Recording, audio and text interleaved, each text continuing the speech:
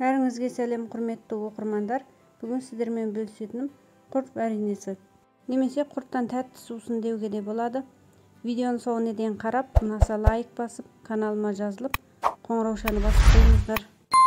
Бізге қажетті заттар құрт. Мынадай ұсақтау құрттар болса, тіптен жақсы болады. Және тұздалмаған құрт болса ең жақсы. Тәтті қосылған құрттар болса бола береді. Және де үйлеріңізде асып қалған, кеуіп қалған өрік, мейіздер болса қоса берсеңіздер болады. Мейіздің әр түрінен қоссаңыздар болады, неше түрлі түстерінен. Қызыл түсінде қоса берсеңіздер тіптен жақсы болады. Және нават қосамыз. Наваттың орнына қант алсаңыздар да бола береді. Мөлшерін барлығы көз мөлшермен алдым. Құрты көбірек болғаны жақсы. Және мейіздерден бір уыстан алсақ болады. Мен азырақ жасадым. Сол себептен осыны барлығынан аз мөлшерде алдым. Және де суды да көз мөлшерменен қатты көп қылмаймыз.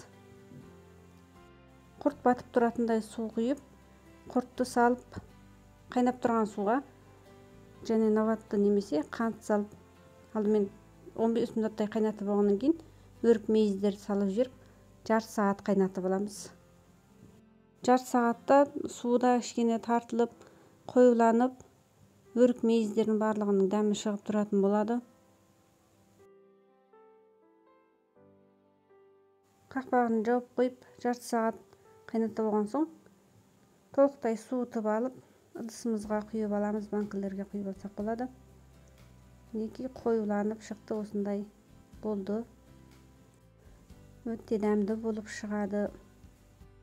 Өте тамаша варенье әрі өте тамаша сусын болады. Міндетті түрде жасап көріңіздер.